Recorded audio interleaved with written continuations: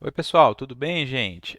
Hoje, então, a gente vai tratar do nosso primeiro projeto, onde a gente vai juntar tudo que a gente viu até agora no primeiro projeto de cadastro, com formulários, banco de dados, assim, seria um pré-sisteminha, tá? Vai ser um sistema de cadastro de clientes, só cadastrar clientes com relacionamento um para muitos. A gente vai esperar para implementar o relacionamento muitos para muitos quando a gente chegar lá na semana 8 do curso, tá bom? A gente está na quinta, a próxima semana, a próxima aula, na verdade, né?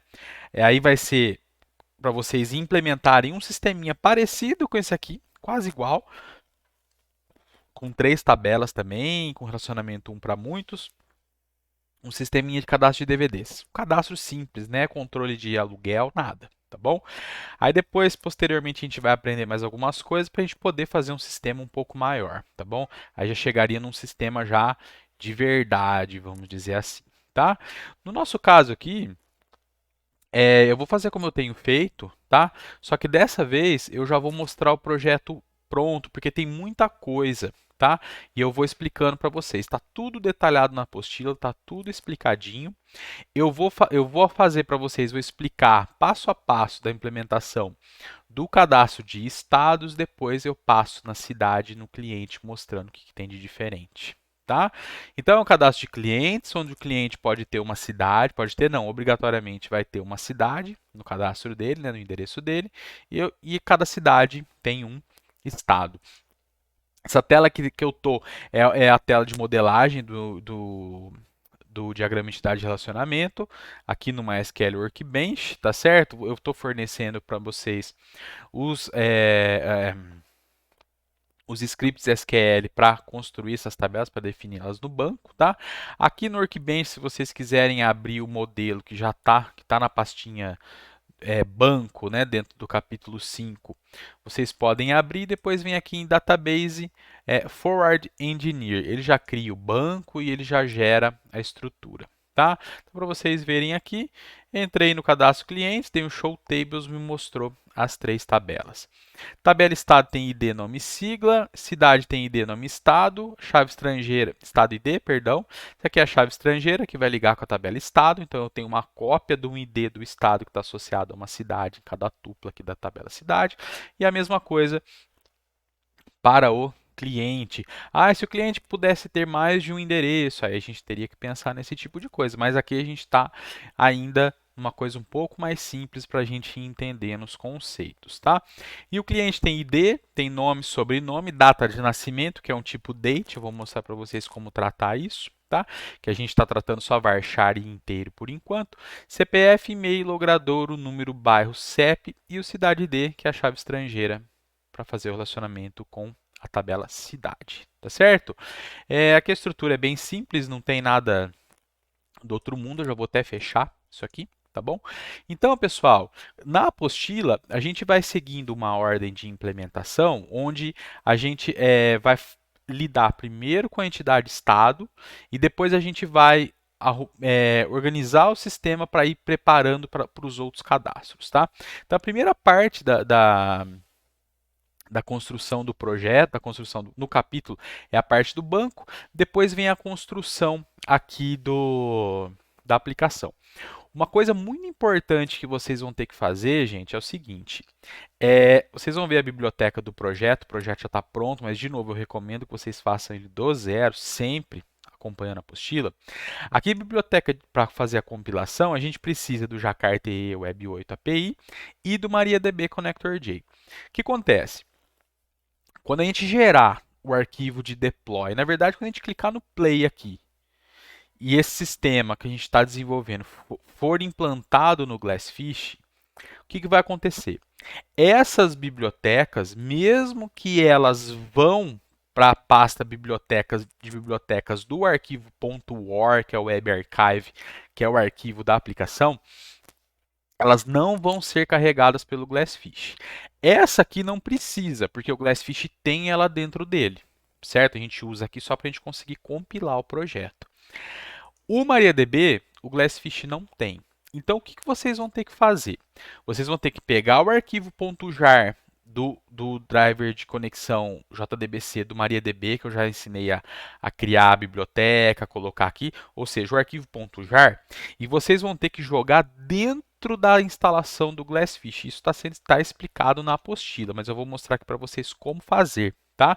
Então vocês vão onde vocês fizeram a instalação do Glassfish, provavelmente em usuários e o nome de usuário de vocês. Poderia até ter feito uma instalação pública aqui em público, né? Mas a gente optou por fazer na pasta do usuário. Então, no meu usuário, aqui dentro, pessoal, vocês vão ter um Glassfish 5, eu tenho 6 também instalado, mas a gente está usando o 5, né? Aqui dentro do Glassfish 5, vocês vão entrar na pasta Glassfish. Aqui dentro, em Domains, Domain 1, que é o domínio criado por padrão para o ambiente de desenvolvimento. E aqui dentro, pessoal, a pasta lib. Vejam, o meu MariaDB Java Client está aqui dentro. Vocês vão ter que copiar o jar do conector, do driver de conexão aqui dentro, senão a parte de conexão com o banco não vai funcionar, mesmo que a biblioteca esteja no projeto de vocês. Isso funciona porque o Glassfish ele tem um class loader, ele funciona um pouco diferente. No Tomcat, por exemplo, tudo que você coloca no projeto, basta você dar o deploy da aplicação dentro do servidor e cada aplicação vai ter suas bibliotecas separadas. Aqui no Glassfish, a divisão é por domínio, que é onde eu posso ter várias aplicações, ou para o Glassfish inteiro, que ele pode ter vários domínios. O servidor de aplicação, por exemplo, você pode derrubar um domínio só, reiniciar um domínio só. Você não precisa reiniciar o servidor inteiro quando você faz algum tipo de alteração. Enquanto no Tomcat, por exemplo, quando você derruba o Tomcat, ele cai tudo que está implantado nele. Tá? Então vocês vão copiar aqui para o domínio 1 na pasta lib. Então é Glassfish 5, Glassfish, domains, domain 1, lib. Tá bom? Se quiser copiar para o Glassfish como um todo, é Glassfish lib. Aí joga aqui dentro. Tá? Tanto é que o Java EE está aqui, ó. Beleza? Que é o nosso Jakarta EE Web 8. Tudo bem, gente?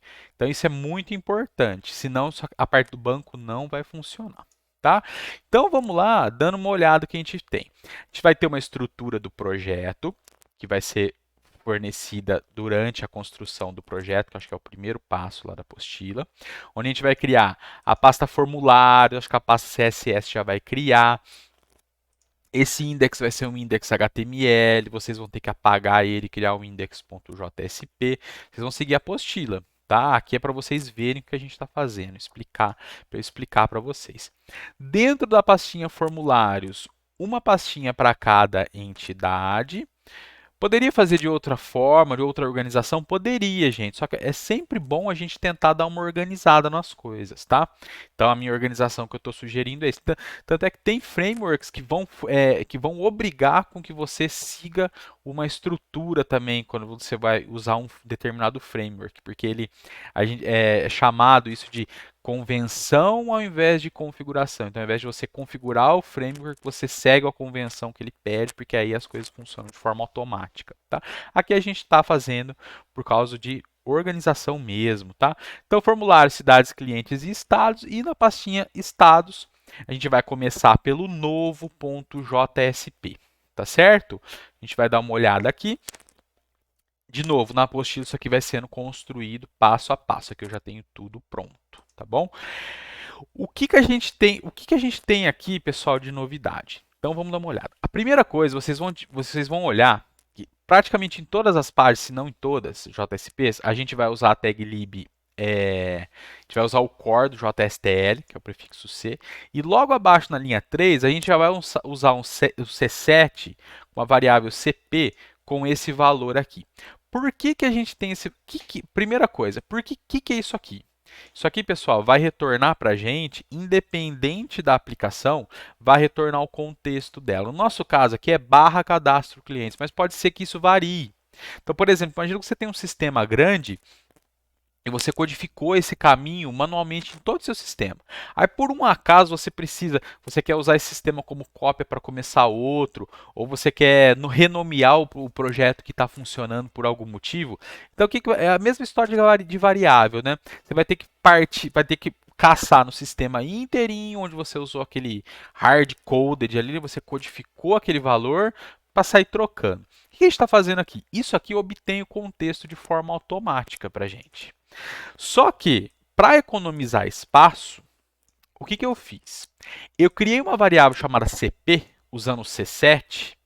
Essa variável CP, o escopo dela é de página. A gente poderia até dizer qual que é o escopo que a gente quer que ela exista aqui, mas eu estou colocando ela como... Eu poderia colocar um escopo de aplicação, para ela existir na aplicação inteira, tá?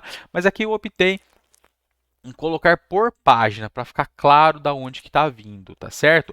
Num sistema real, você vai colocar isso aqui num lugar só, para ficar mais fácil, né? Para você não ter que ficar copiando essa linha aqui, mesmo que ela não seja alterada, tá bom?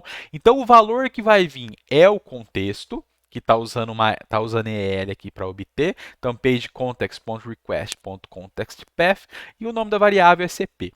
A partir daqui, a gente vai usar essa CP em vários lugares, porque a gente vai sempre construir o caminho dos recursos de forma absoluta, para a gente não ter problema com reescrita de URL, tá bom? Porque do jeito que a gente vai implementar o sistema, a URL do navegador ela vai ser reescrita automaticamente, a gente vai precisar se preocupar com isso. E aí, de forma relativa ao URL que a gente está, pode ser que a gente perca o caminho para os recursos, porque aí o recurso não vai ser encontrado no caminho que vai ser fornecido. Apesar dele estar nesse caminho correto, mas vai mudar o caminho relativo. Então, a gente sempre vai optar em ter o caminho absoluto. E esse caminho absoluto sempre começa pelo contexto, tá certo? Que é a barra, o nome do contexto, que por padrão a gente está seguindo o nome do projeto, tá? Então, a primeira coisa aqui não mudou nada. A gente tem o título agora, que é novo estado. Primeira mudança, link, style sheet, type, text, CSS, href. O que é isso aqui? Eu estou ligando nessa página, eu estou adicionando, linkando nessa página, um arquivo CSS que está na raiz do projeto, do contexto, barra CSR, barra CSS, perdão, barra estilos.css. Então está aqui os estilos que vão ser usados no sistema. Coisa simplíssima, tá certo? Para o body, fornecendo aqui fontes, tamanho e a cor do fundo. Para os links, uma cor. Para a hover, para quando a gente passa o mouse em cima dos links, né? É link. E quatro seletores de classe aqui, né? Na verdade, 2 seletores de classe. Tabela listagem, fundo preto. Tabela listagem TH, que seria o cabeçalho, o table header, né? Header, porque H de header. Background é EE, é quase um branco aqui com padding de 5. Então, a gente tem um espaçamentozinho entre as células de 5 pixels. E tabela listagem TD, que aí vem a parte de dados, né? Que é a table data. Fundo branco e o padding aqui de 5 pixels também, tá bom? Seguir o padrão, né? Porque cabeçalho e dados estão na mesma tabela. Vão estar nas mesmas tabelas, né? Então, é o TH dessa classe. Então, na tabela que eu usar o seletor tabela listagem, os THs, o TH, que na verdade vai ter um só, né? Vão ter essa regra. E aqui, seleção da tabela que tiver essa classe, os TDs dela dessa forma, e alinhar à direita, que é aí o código para alinhar o conteúdo dos elementos do formulário à direita, porque eles vão estar dentro de umas tabelinhas também para ficar mais organizado, bonitinho. Tudo bem? Então, muito bem, ligação do estilo. Agora a gente vem para o formulário. Então, formulário novo estado, a gente vai ter um servlet para cuidar de cada entidade. Esse servlet ele vai receber os dados do formulário e ele vai precisar saber. A gente poderia ter um servlet para cada operação, tá? Mas para não ficar muita classe, muita coisa aqui, eu optei em ter sempre um servlet por entidade e o servlet vai receber um parâmetro da requisição para dizer que operação que ele deve executar. Esse parâmetro da requisição ele chama ação. tá? Não tem C cedilha aqui. Ação. Esse parâmetro ação vai dizer para o servlet o que ele vai ter que fazer. Se é uma inserção, se é uma alteração ou se é uma exclusão. E ainda tem outros dois tipos que a gente vai fornecer, que seria a preparação para alterar e a preparação para excluir. O que são essas preparações? Eu ir para a página de alteração e preencher o formulário com os dados que eu quero mexer, ou ir para a página de exclusão mostrando que vai ser excluído e ter o botão de excluir. A gente já vai ver isso, tá bom? Bem, agora vem o nosso formulário. Deixa eu rodar o projeto, porque aí eu vou mostrando o que está lá no projeto, o que está na renderização e o que está aqui. Eu usei uma tabela para organizar o formulário, tá certo? Então tem uma table dentro do formulário. Esse input não precisa estar dentro dela, né? E aí aqui a gente já está vendo a telinha inicial do sistema, a fonte está aumentada para vocês enxergarem, tá? Quando a gente clica em estados, a gente vai cair nessa tela, que a gente não viu o código ainda, e a gente vai ter o novo estado, que seria essa tela de criação do estado, tá certo? Que é exatamente isso aqui. Então a gente tem o campo nome, então a gente tem lá, nome, o campo nome, que o name dele é nome, o tipo dele é texto, o size é 20, o max length dele é 30 e o required, porque ele é obrigatório. Por que eu coloquei essas duas restrições? Para a gente ter a validação do formulário do lado do cliente, mas isso aqui pode ser burlado, lembrem-se disso. O que a gente vai fazer? Por que o max length é 30? Por que ele é required? Se a gente olhar qual que é a estrutura do estado, vocês vão ver que, olha lá, o nome ele é varchar de 30, então por isso que tem o 30 aqui. E ele é not null, tá vendo? Aceita nulos? Não, então ele é required. De novo, isso não é garantia que você vai fornecer para o sistema dado válido. O problema vai acontecer no banco, se a gente tentar fazer uma inserção errada. Tirando a validação de formulário, quem vai reclamar é o banco. Vai vir uma exceção, tá certo? O ideal seria fazer o tratamento do erro também no servidor, na parte que vai processar os dados do formulário antes de enviar para o banco de dados. Aí, tanto é que isso é um conjunto de exercícios desse capítulo, para fazer a validação no servlet para cidade, estado e cliente. Beleza? Então, continuando, a gente tem o nome, a gente tem a sigla, tamanho dele. Esse tamanho, só toma cuidado, é o tamanho do componente do formulário, tá certo? Para aproximadamente aí 3 colunas, 3 caracteres, tá? Dependendo da fonte da página. Max length 2 e obrigatório, tá bom?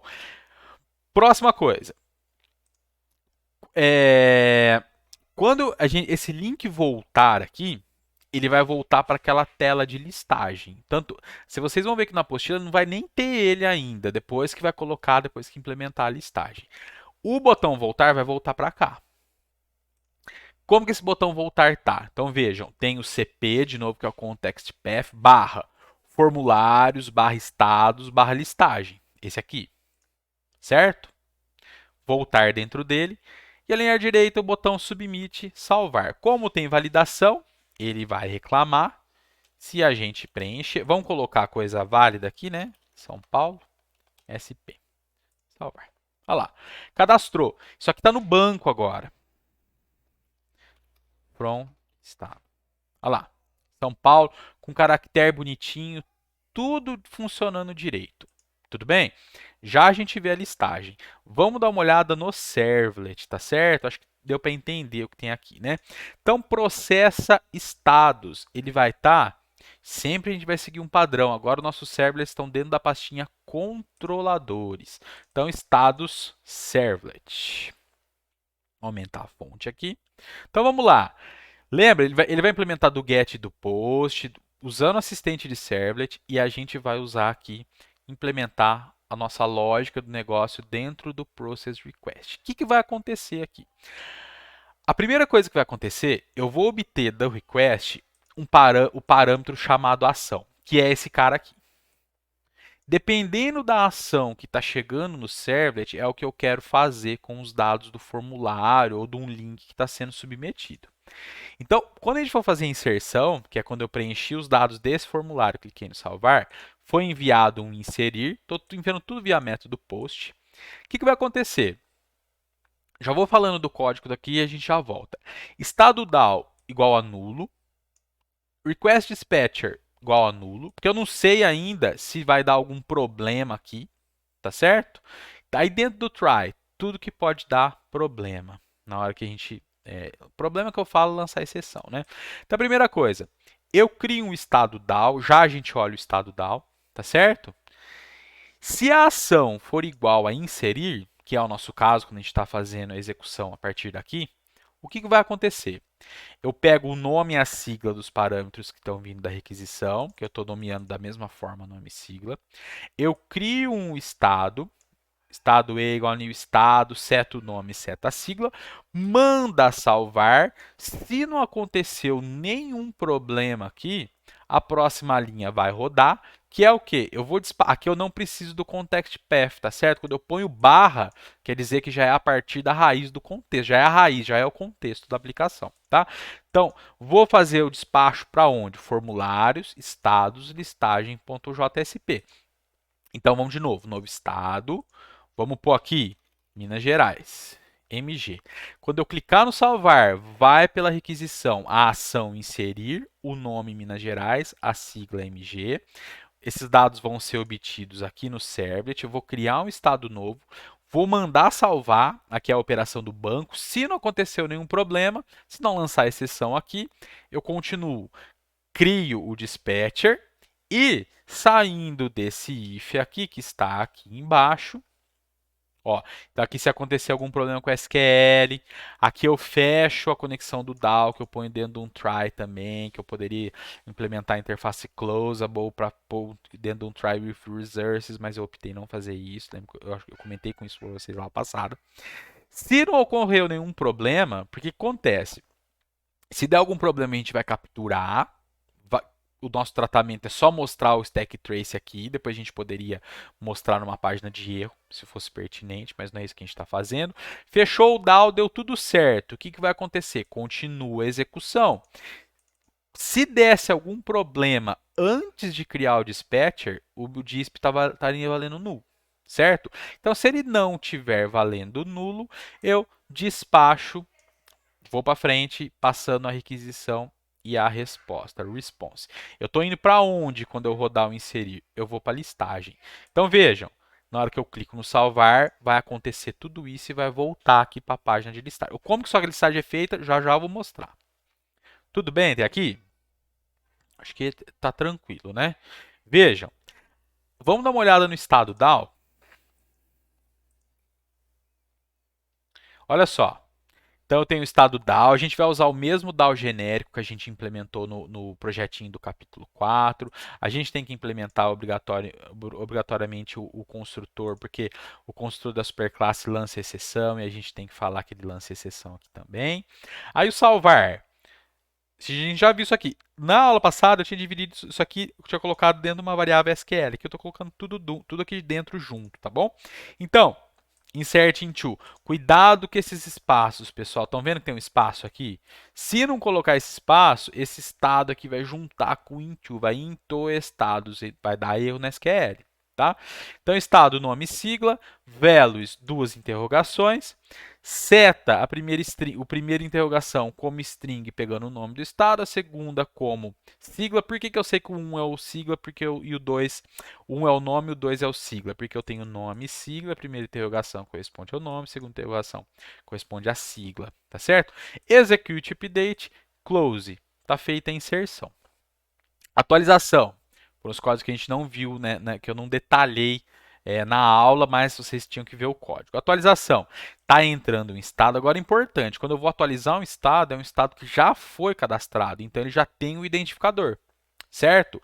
Então, eu vou atualizar a tabela estado, vou setar, configurar o nome com um valor, a sigla com outro valor, onde o ID é igual ao ID do estado que está sendo alterado.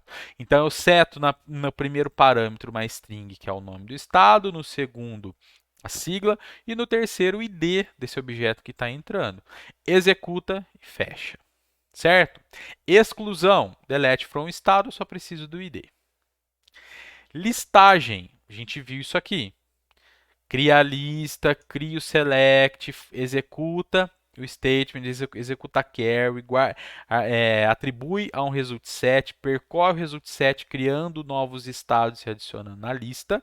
Cuidado, esse estado não pode ser declarado, quer dizer, pode até ser declarado fora, mas obrigatoriamente você tem que estar sempre criando um novo objeto do tipo estado aqui, senão vai ter problemas. Então você está modificando, né?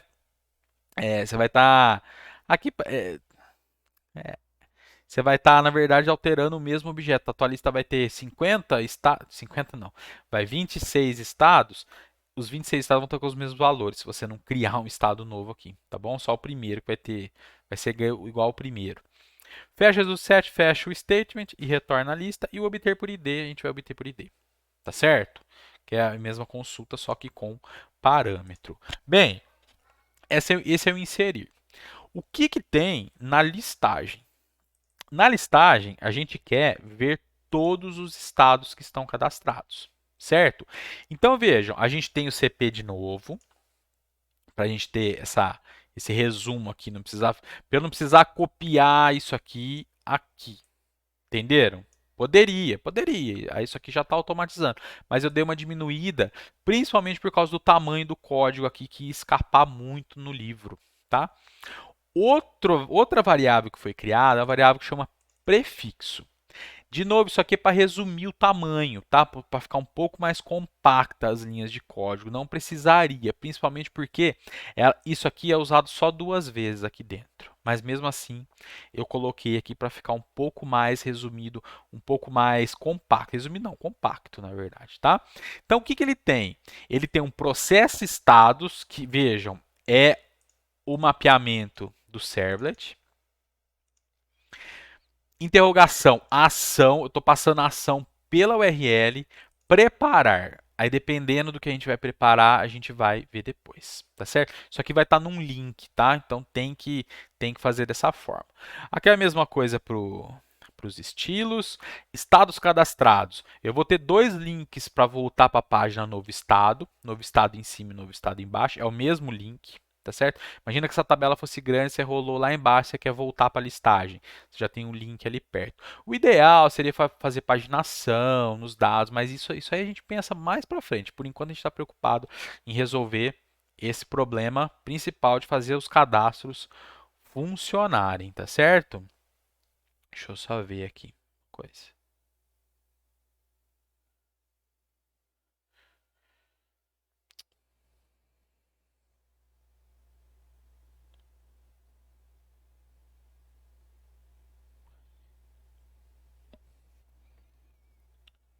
Desculpa, gente.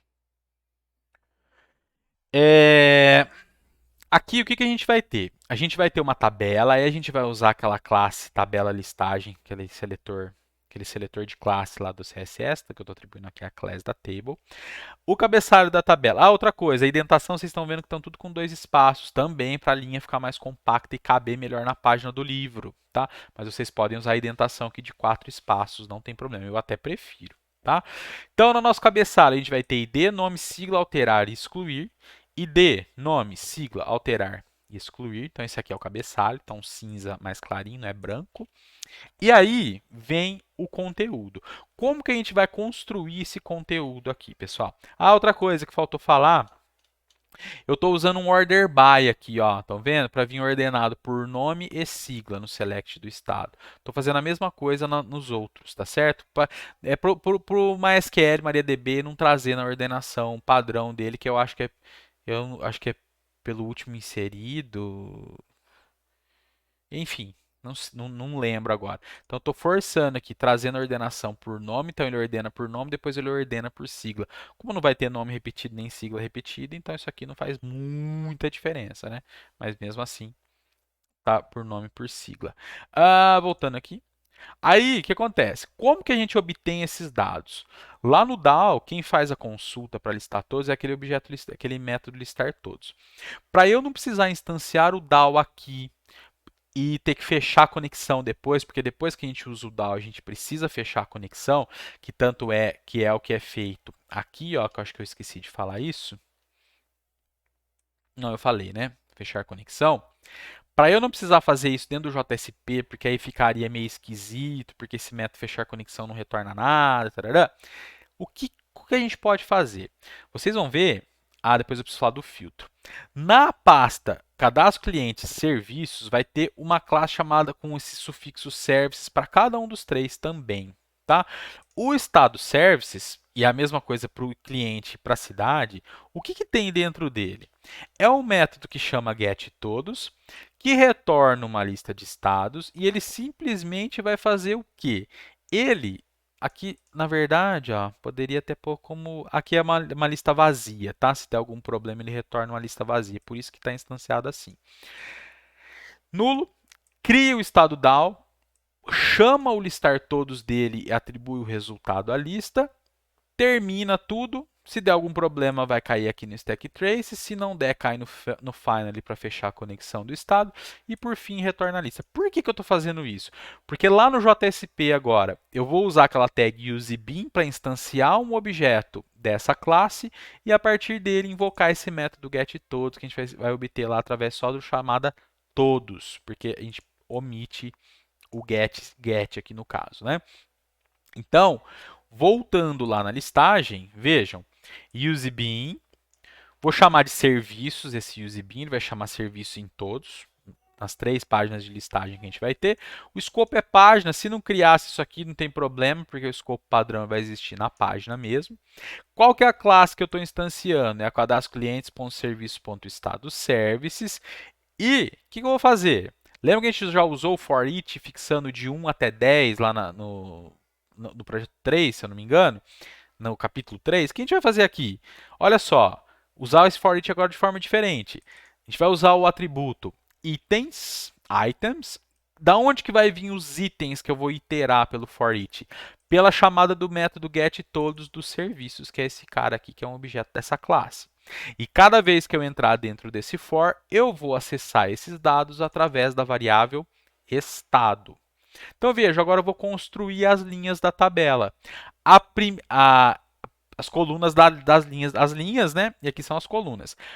A primeira coluna é o identificador de estado. Então, usa EL, estado.id. Então, é o estado que eu estou no momento do for each, pega o ID dele, pega o nome, pega a sigla.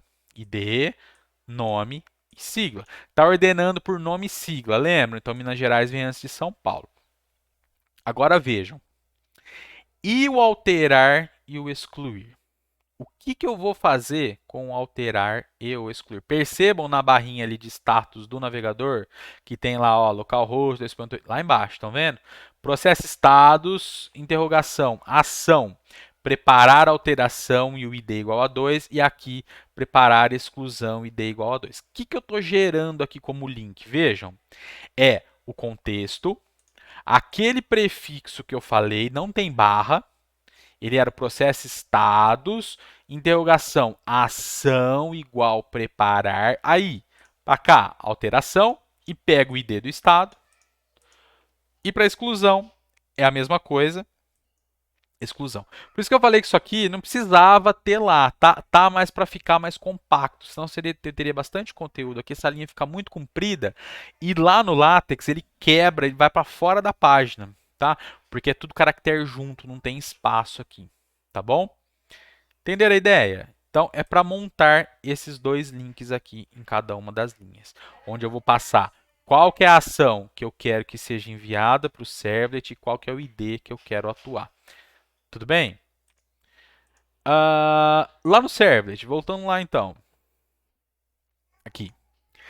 Quando chegar ou preparar alteração ou preparar exclusão, eu vou cair aqui, ó. Ó, eu tenho a ação igual a inserir, que eu vou fazer inserção. Eu tenho a ação alterar, que a gente não viu ainda, onde eu vou fazer alteração. Eu tenho a ação excluir, onde eu vou fazer exclusão.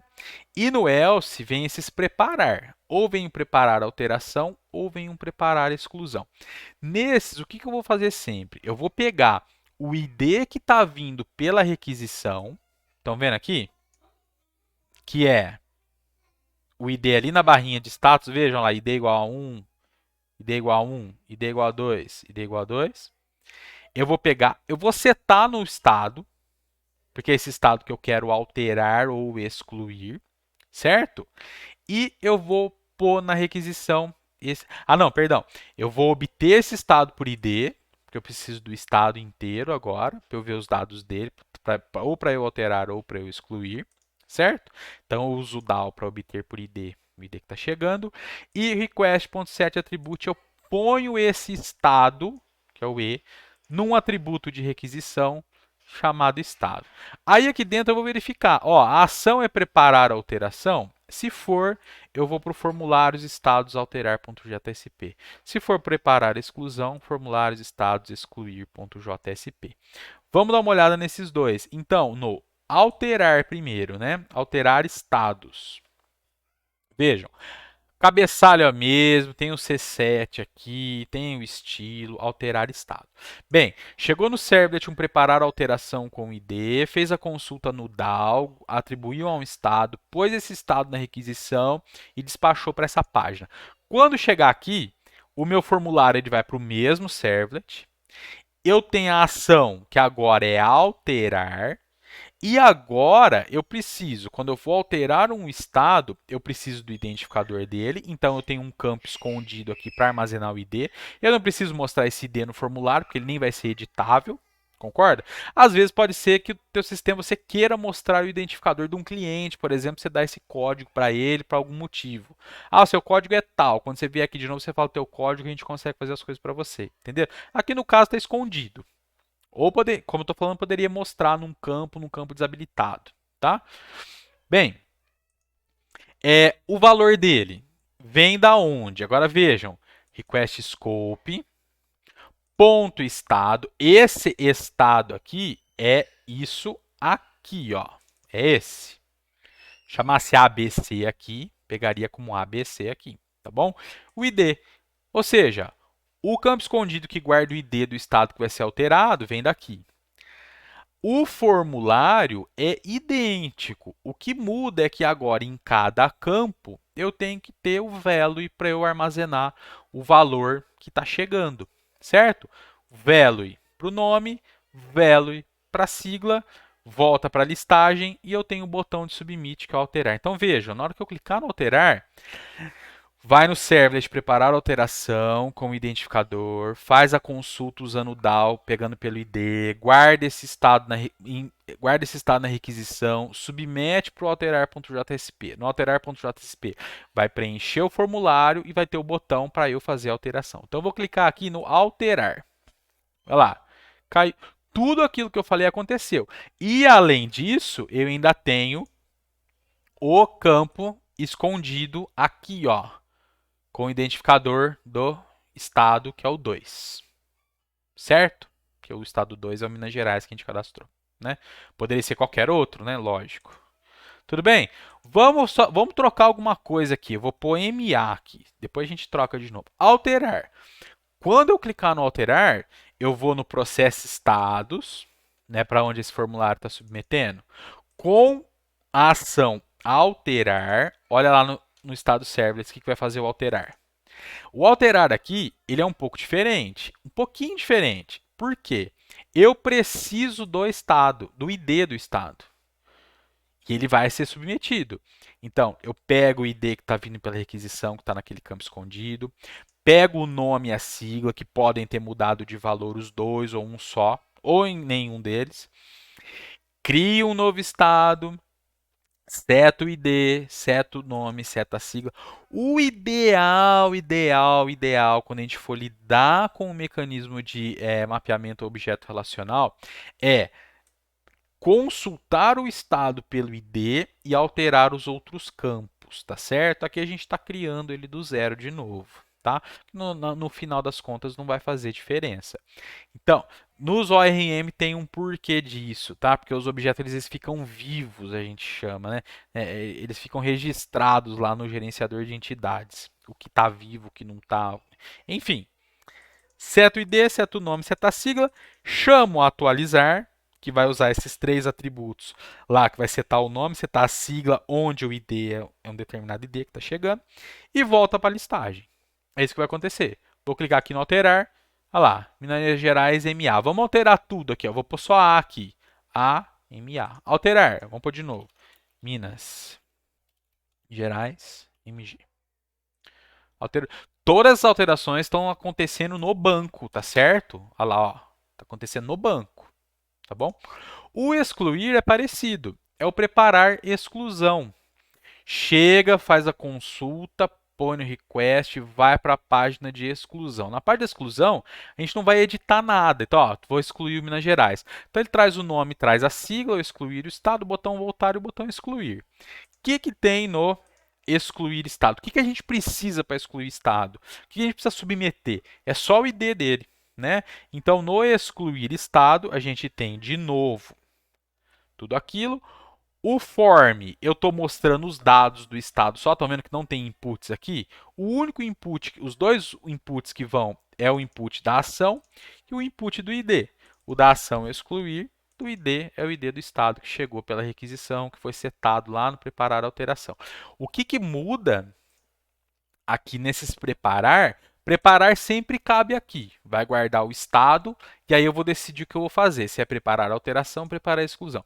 Preparar alteração vai para a página do alterar.jsp, do estado, que vai configurar o formulário lá com os dados. E preparar exclusão vai preencher. Aqui vai mostrar esses dados como tabela e só o ID que vai como campo, o ID e a ação que vão como campo do formulário. De novo, está todo mundo em processo estados, tá vendo? Na hora que eu clico no excluir, o que vai acontecer? Vai lá para o estado servlet de novo, vai cair aqui no excluir, pega o ID, cria um novo estado com o ID. Se estivesse utilizando um Hibernate, um Eclipse Link aqui, por exemplo, a gente teria que consultar esse estado e mandar apagar ele. Aqui não precisa. Aqui a gente seta o ID do estado, manda excluir e volta para a listagem. Então, na hora que eu clicar no excluir, eu já vou lá para o excluir, mandando o ID e vai voltar para a página de listagem, se a exclusão for bem sucedida, sem o Minas Gerais, ele vai ter apagado. Se eu criar um novo estado agora de novo, vamos colocar aqui Paraná. Paraná é PR, né? Salvar. Olha lá, criou Paraná, o ID é 3, né? Porque o último ID que foi utilizado foi o 2. Tá bom? Quando poderia dar problema no excluir? Se um estado já estiver sendo utilizado por uma cidade. Se a gente tentar apagar um estado que está amarrado a alguma cidade, vai dar problema. Porque a gente tem. Deixa eu mostrar aqui para vocês. Isso vocês viram em banco também, certeza, né? As políticas de exclusão aqui, né? Aqui. On delete restrict aqui no cliente, vamos pegar os três. O estado não precisa porque o estado não tem ninguém que o estado usa, né? Só que na hora que eu tento apagar uma cidade, se eu tentar, perdão, apagar um estado, só que ele está amarrado na cidade no relacionamento, estão vendo aqui, ó? Isso aqui é o código do relacionamento. Olha lá, ó. On delete restrict, ou seja, isso aqui vai dar erro no banco. Fala, ó, você está tentando apagar um estado, só que esse estado está amarrado numa cidade. E o update cascade seria, por exemplo, se eu alterar o ID do estado manualmente, aí ele propaga essas alterações em quem não, em quem está com esse relacionamento on update cascade aqui no caso, que é o caso da cidade. Então, por exemplo, se eu tenho a cidade lá, Vargem Grande do Sul, amarrado no estado de São Paulo, e eu manualmente vou lá no banco e troco o identificador do estado de São Paulo para 50 ao invés de 1, como está aqui, o banco de dados vai se preocupar em propagar essa alteração em quem tiver esse tipo de relacionamento. Poderia ter no onDelete também? Poderia, só que aí é um perigo, né? Porque você sai apagando tudo automático, tá bom? Então, o onDelete normalmente é restrict, tá certo? Poderia ser no cascade também, para não poder alterar o identificador, a chave primária, que está indo para lá como chave estrangeira, tá? Mas aí é decisão de projeto, tá certo? A gente não vai ficar entrando muito nesses detalhes, não, porque afinal vocês já tiveram 2 disciplinas de banco de dados, né? Agora a gente está colocando em prática as coisas. Tudo bem? Entenderam a ideia? O que está faltando aqui? Se vocês olharem, a gente está trabalhando com acentuação e está funcionando tudo corretamente. Os nossos servlets até o capítulo anterior, até o projeto anterior, no capítulo anterior do livro, na verdade, nem tinha servlet, né? Mas vocês lembram que a gente lá no request a gente setava o encoding manualmente? Foi no capítulo anterior que foi a parte de banco, né? Foi. O que a gente vai fazer aqui, pessoal? A gente vai criar, para não precisar ficar fazendo isso em todos os servlets, na verdade isso aplicaria até aos JSPs, mas como por padrão, quando a gente cria um JSP, o NetBeans já coloca no template isso aqui, certo? Na verdade, isso aqui é o meta, é só para normalmente mecanismo de busca que usam isso aqui, né? Para saber meta-informação do arquivo, né? Metadados, meta-informação não, metadados do arquivo. Isso aqui já vai estar setando o TF8 automaticamente para o código aqui. O que a gente vai fazer? Para não precisar ter em todos os servlets, a gente vai criar um filtro. Então cria botão direito, novo filtro. O NetBeans coloca bastante coisa aqui. A gente não precisa de muita coisa. Tem o nome do filtro, isso aqui indiferente. O URL Patterns, olha só, ele vai aplicar em tudo a partir da raiz. Tudo a partir do nome contexto barra. Tudo que for requisitado vai passar por aqui antes. E o que esse cara faz? Ele seta o encode como UTF-8 e se houver mais filtros configurados, aí a chance desses filtros atuarem. Normalmente a gente vai deixar isso aqui, tá certo? Tudo bem? No nosso caso, a gente só tem um filtro.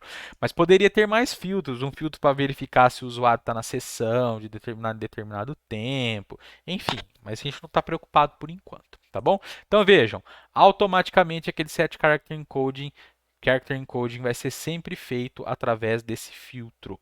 Se isso aqui não tiver aqui, vamos ver se a gente consegue simular aqui para vocês verem.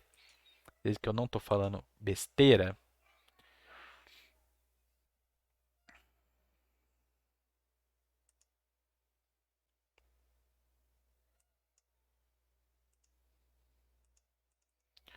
O Chrome tá foda, tem hora. Não atualiza, acho que é por causa desse deploy quente aí. Novo estado. Vou pôr um outro estado aqui vou pôr qualquer coisa aqui, ó. A-A-E, A-A-E. Certo? E a sigla AE. Salvar. Olha só como tá vindo.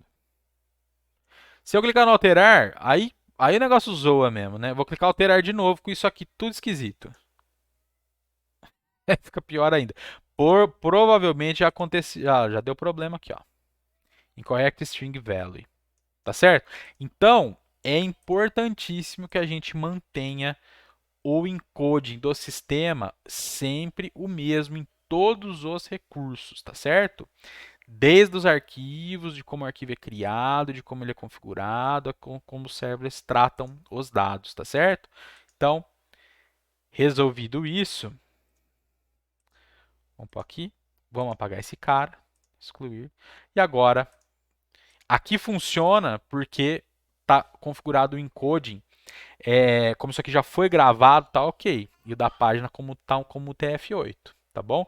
Mas vocês viram que um cadastro novo deu problema porque o servlet não passou pelo filtro na hora de gravar no banco, tá? Então vou clicar no play aqui de novo. Na verdade era só salvar, né? Nem precisava clicar no play.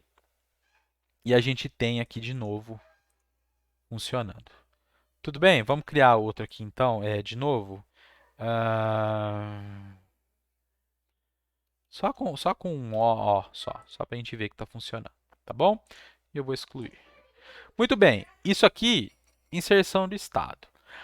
Agora a mesma coisa vai ser replicada para cliente e para cidade e para cliente. Ô mãe,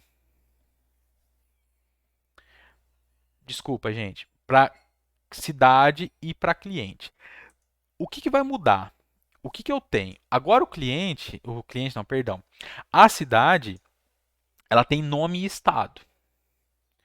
Então, no novo da cidade, vamos dar uma olhada no novo da cidade, na nova cidade, a gente tem o nome da cidade, beleza, o value aqui é inserir na ação, e agora é o servlet das cidades, né? Cidades servlets, que vai estar mapeado para o processo das cidades. E vejam, vamos entrar lá no cadastro para vocês verem, ó, tá? Principal, cidades. Nova cidade. De novo, pessoal, algumas coisas aqui eu não estou detalhando, mas vai estar passo a passo na apostila. Vocês têm que seguir. Aqui eu estou explicando o que é que está acontecendo nas coisas aqui.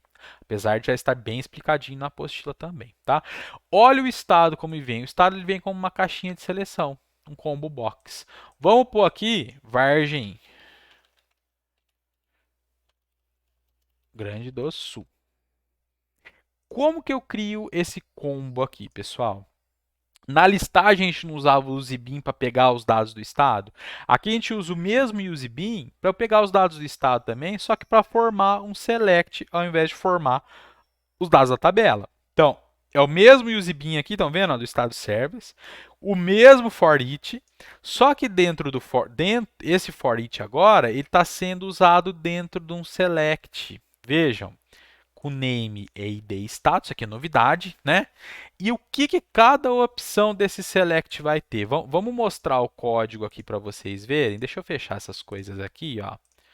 Fechar arquivo por arquivo, senão abro o Notepad++ de novo, ele traz todos os arquivos que estavam abertos.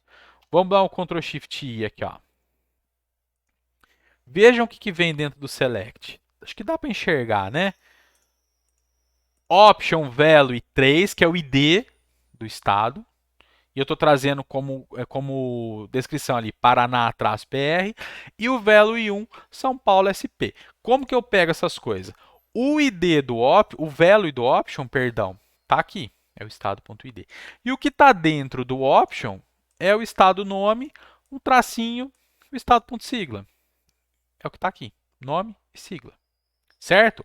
Aqui, pessoal, de novo, para economizar espaço, eu pulei linha, mas isso aqui poderia estar aqui tudo junto, tá? Tanto é que aqui está colocando espacinho, tá vendo? Esses espacinhos são os dois pulos de linha. Não vai renderizar como pulo de linha, vai renderizar como espaço. No final das contas, não faz muita diferença. Tá um espacinho bem pequenininho aqui, ó. Tá? O ID estado é o nome do atributo que vai ser do parâmetro que vai ser enviado pela requisição para representar o estado que está selecionado. O que valor que vai ser submetido? É o valor do value e do option que estiver selecionado no momento, tá bom? ID estado porque é o ID do estado. Então, lá no servlet agora, o que vai acontecer? Agora a gente está falando, deixa eu fechar tudo isso aqui, ó. A gente está falando da parte de cidade. Não é isso? Então vamos lá, ó. Vamos dar uma olhada no Cidades Servlet. O que tem de novidade aqui?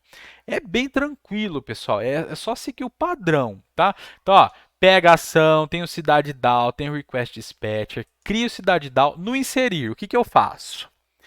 Pego o nome que está vindo pela requisição, pego o ID do estado, já converto, crio um estado, independente se esse estado já existe, ele está aparecendo aqui, mas eu só vou precisar do ID dele no DAO da cidade. Então, crio o estado, não precisa.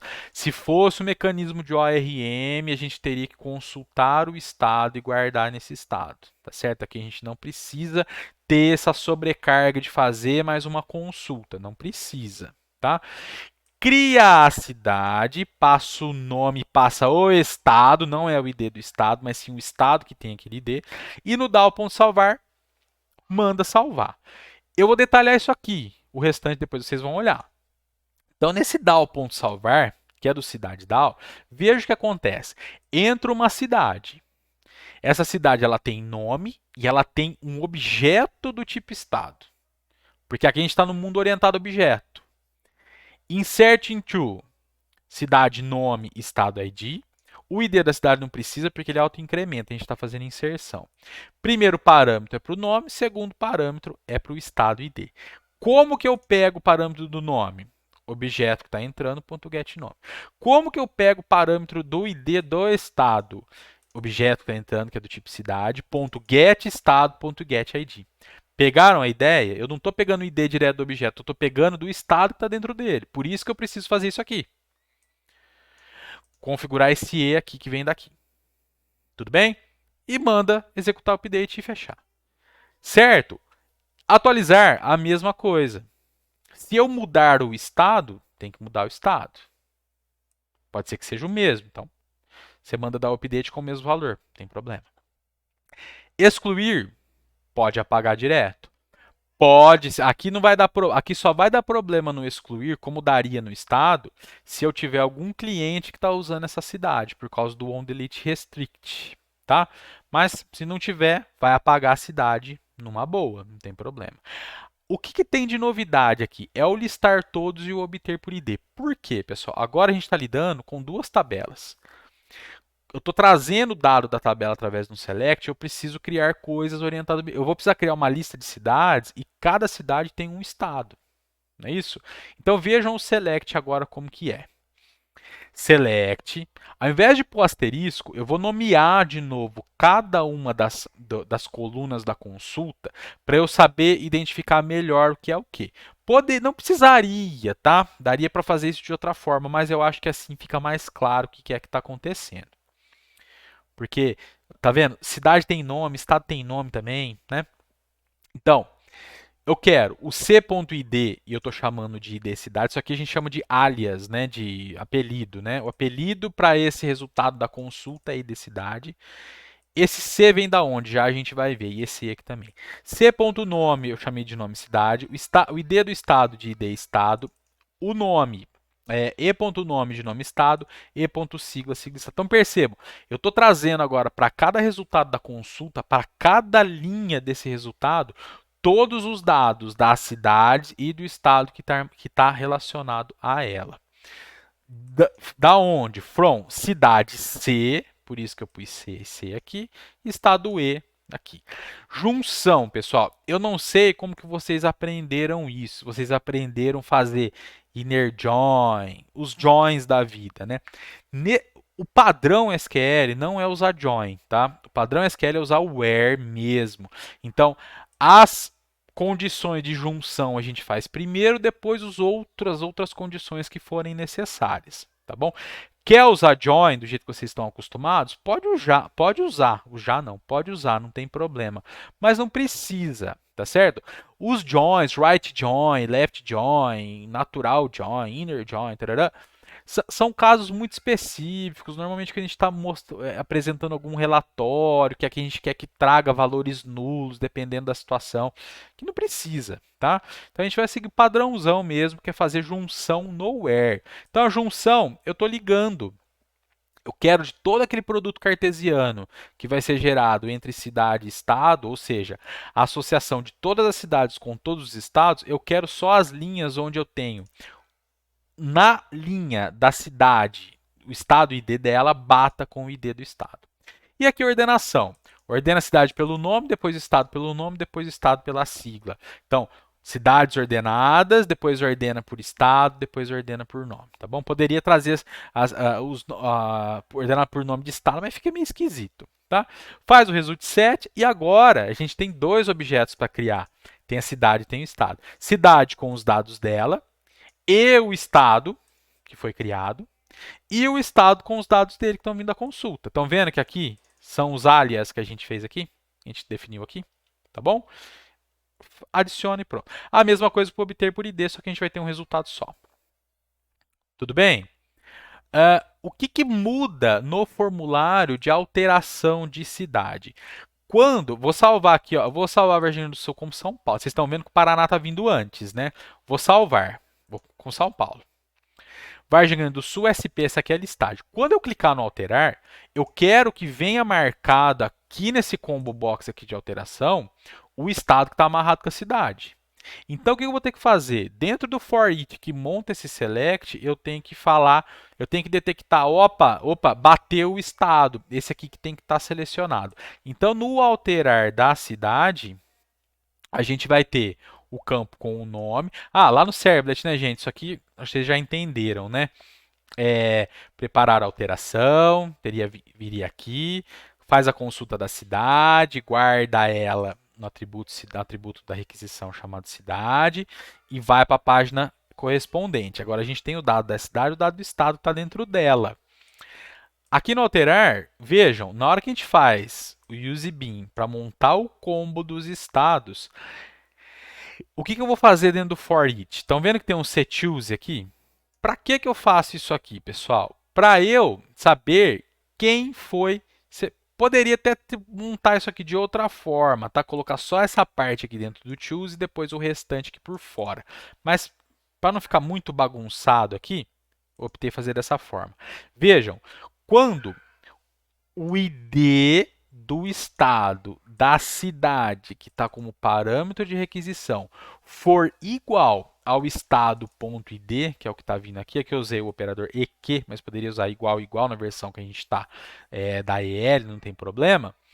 Eu crio o option, só que esse option ele vem com esse atributo selected, ou seja, quando ele for criado, independente da ordem que tiver, esse cara que vai vir selecionado por padrão para a gente no formulário e mostra os dados dentro. Caso contrário, sem o select. Então, quando a gente cai aqui no alterar, se a gente olhar aqui o código do select, vejam, o estado está vindo como selected aqui, ó. Certo? É o selecionado. Não é selected igual a true não, tá? Só selected mesmo. Entenderam a ideia? E aí, o alterar continua funcionando.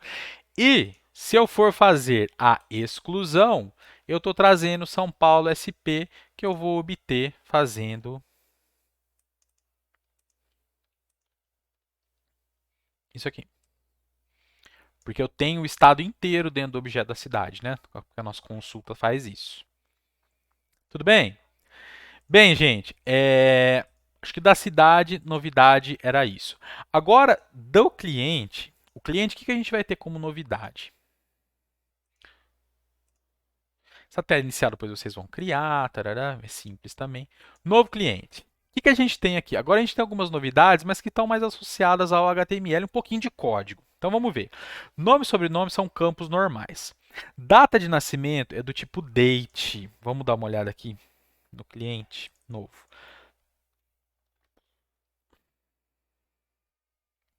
Name, data de nascimento. Tipo date. Ele vai vir o campinho com o botãozinho de calendário, certo? Isso aqui é coisa HTML5. Size é 8, é o tamanho aqui dele. Placeholder, pessoal, é o que eu quero que apareça aqui como conteúdo. Esse componente já vai usar o placeholder indicando o padrão que a gente quer que ele quer que digita. Já vai funcionar automático com a barra. Estão vendo que a barra nem dá para mexer? Então, vamos preencher aqui. Vamos pôr meus dados. 25 de 2 de 85, certo? Poderia escolher aqui no calendário também, tá? Já está bonitinho aqui. CPF, padrão para número, para indicar com valor é número, ou é cerquilho, ou o próprio número, às vezes o 9, tá? Que eu coloquei para o cerquilho. Vamos ver. Depois, outra coisa, antes de eu continuar. O valor, independente de como ele está sendo renderizado aqui para esse campo do tipo data, o valor dele sempre vai ser enviado e sempre deve ser recebido no padrão ano, 4 dígitos para o ano, traço, 2 dígitos para o mês, traço, 2 dígitos para o dia. Sempre assim. O que vai mudar a ordem aqui é a ordem de renderização, que no caso a gente está mostrando DDMM ano, e o navegador coloca dessa forma dia, mês, ano para a gente, automático, a gente sabe que a gente vai preencher dessa forma, porque o loqueio do nosso navegador está em português do Brasil. Se o teu navegador tiver em inglês, por exemplo, aí é o padrão americano, que é mês, dia, ano, tá certo? Então aqui o placeholder para mostrar aquele DD, MM, ano. E aqui é o padrão brasileiro, tá certo? Na hora que a gente digita. Então, CPF, é lógico que eu não vou pôr meu CPF, né? Vou falar outra coisa aqui, ó, um traço, né? Deixa eu não vou preencher, ó. Vou clicar aqui em salvar. Preencha esse campo. CPF, ele é required. O placeholder é o que eu quero que mostre aqui. Pattern, pessoal, é uma expressão regular que vai me dizer como que deve ser escrito isso aqui. O que eu quero? Eu quero um dígito, que é esse metacaractere na expressão regular, que é representado por contrabarra e algum caractere. Contrabarra D é dígito, de 0 a 9. Os caracteres de 0 a 9. 3 deles. Um ponto mais 3, outro ponto, mais 3, um traço e mais 2 dígitos. Então, se eu por um acaso digitar fora do padrão, é preciso que o formato corresponda ao exigido. Vou digitar 100 pontos. Olha lá, tá reclamando. Vou pôr ponto aqui, ó. Tá reclamando porque já clicou no salvar, né? Põe um traço aqui. Parou de reclamar. Puser um A aqui. Reclama também, que é dígito que está sendo esperado. Certo? E-mail. O campo é e-mail, é diferente, mas ele é renderizado como campinho de texto. E ele vai obrigar que tenha um arroba. Olha lá. Isso aqui é automático do navegador. Tá certo? Logradouro, número. Número, eu não coloquei, poderia colocar um tipo number aqui, tá? Eu não coloquei, pessoal, porque às vezes a gente tem o número A, o número B, vocês já viram isso, né? Então, não coloquei. O bairro é outro campo de texto. E o CEP segue a ideia do CPF. Tem um pattern e tem um placeholder. Então, vou pôr o CEP aqui de Vargem. Aqui a cidade é muito grande, só tem um CEP. E cidade, Vargem do Sul, que é a única que tem cadastrado. Clicar no salvar, salvou. Olha lá. O ID, o nome, sobrenome, e-mail, CPF, não está mostrando tudo. Aqui vai ter um exercício que vai pedir para vocês mostrarem a data, tá? Então, novo. Ah, lembra que eu falei que o valor que está no campo date, do tipo date, é sempre os 4 dígitos do ano, um traço, 2 dígitos do mês, traço, 2 dígitos do dia. O que a gente vai fazer do lado do servidor agora, pessoal? Ah, outra coisa que eu não mostrei são as entidades, né? Estado tem nome, sigla e ID. Cidade tem nome, ID e estado. E o cliente, pessoal, a gente tem, ó, todo mundo é string, com exceção da cidade, que é igual a amarração do estado dentro da cidade, e a data de nascimento, que é do tipo date. Só que tem que tomar cuidado aqui, que esse date não é o java.util.date, que até é uma API ultrapassada, não se usa mais. É o java.sql.date, é o date do SQL, tá certo? Toma cuidado aqui. Indo no servlet, vamos dar uma olhada como essas coisas são tratadas, tá bom? Aí o restante é consequência, tá bom? Eu não vou ficar detalhando, tá? Então, olha só, a ação, que a gente está no cliente servlets. O que eu tenho de novidade aqui? Eu tenho o datetime formatter, que é o DTF, que eu estou criando ele como datetime formatter, ponto, of pattern, ano, traço, mês, traço, dia. Cuidado, esses dois M são maiúsculos. A padronagem aqui, o significado dos símbolos, o Y é ano em número, o D é dia em número, e o M minúsculo é de minuto, de hora, tá certo? É o MM maiúsculo que é o dia do mês, tá certo? Esse padrão de formatação aqui, eu não lembro exatamente de onde que ele vem, tá? Mas é um padrão bem difundido nas linguagens de programação, tá? Então quer dizer o quê? Aquele texto do campo da data, o conteúdo do campo da data, que vai vir os 4 dígitos do ano, traço 2 dígitos do mês, traço 2 dígitos do dia, ele vai vir como texto. Eu tenho que transformar aquele texto numa data do tipo SQL, certo? Então, olha só como vai ser feito. Então, ó, criou o DAO do cliente, pega o nome, sobrenome, data de nascimento, tudo string, ó. O ID da cidade. Olha a data, pega a data de nascimento como texto. Tá vendo? Estou pegando tudo como texto aqui. Já pega o ID, converte para inteiro. E aí começa não. Eu crio a cidade, ponho o ID da cidade. Agora vejo o cliente. Crio o cliente. Seto o nome que vem da string nome, seto o sobrenome que vem do sobrenome e olha a data de nascimento. Você vai usar date. Esse date, tomar cuidado.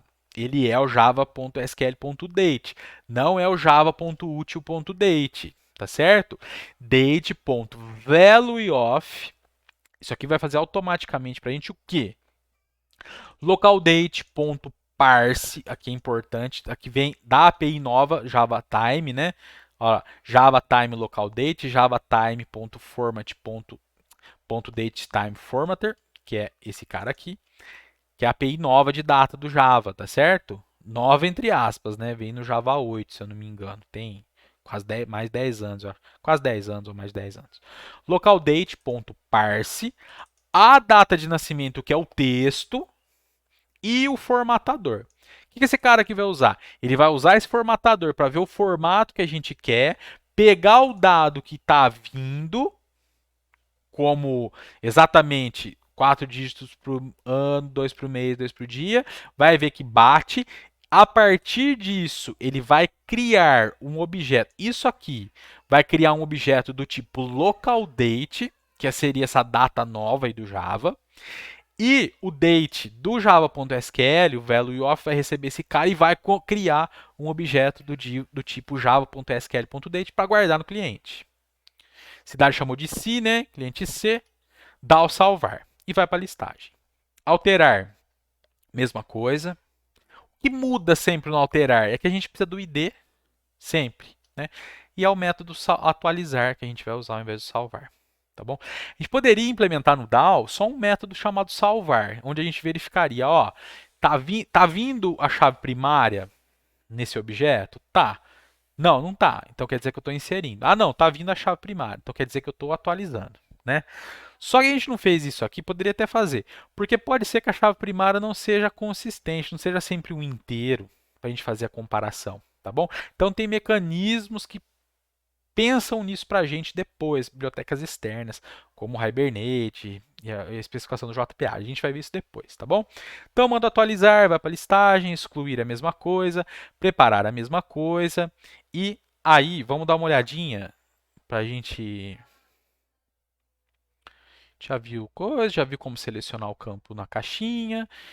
Tarará. Vamos dar uma olhada aqui no DAO do cliente. Vocês vão ver que a data de nascimento agora já vai estar vindo como java.sql.date, aquele tipo date do pacote java.sql.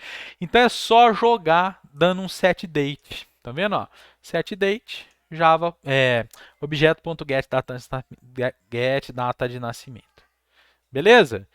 Simples assim, pessoal. O que muda aqui? O nosso listar todos, nosso obter por ID, agora o SQL ainda é maior, porque agora tem que fazer junção de 3 tabelas, porque eu quero trazer os dados do estado também, tá certo? Então, eu faço os dados do cliente, C, os dados da cidade, os dados do estado, from cliente C, cidade C, estado e faço a junção. Então, a primeira condição, a primeira chave estrangeira com chave primária e chave estrangeira da cidade com chave primária de estado. Ordenação, faz a consulta. Aqui, de novo, a gente só está extrapolando a ideia da classe do cliente DAO, da cidade DAO. Olha lá. Agora eu crio o cliente, crio a cidade, seto a cidade no cliente, seto o estado na cidade. Certo? Põe na lista e obter por ID a mesma coisa. Lá do lado agora o, do alterar cliente, lembra que eu falei? Aquele componente data, ele vai enviar o dado sempre formatado como dia, como ano, mês, dia. Aqui, o dado a gente não tem muito, a gente vai vir quando ele vier pela listagem, quando a gente obter aqui. Eu tô no, deixa eu mostrar vou mostrar o alterar primeiro. O que acontece? Quando vier a data no objeto para eu mostrar no componente da data, eu tenho que setar como ano, mês e dia também. Então, para a gente garantir que não vai dar problema, o que a gente faz?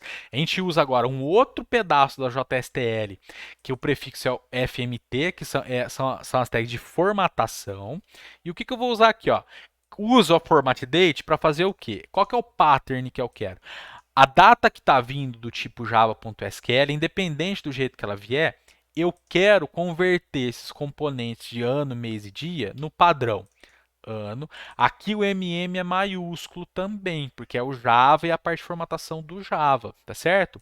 Então, é o padrão que eu quero, a data que eu quero, aonde eu quero guardar o resultado da formatação e o escopo. Esse escopo de página é opcional também, tá certo? Como é de página, por padrão é página. Poderia por outros escopos, mas aqui, escopo de página.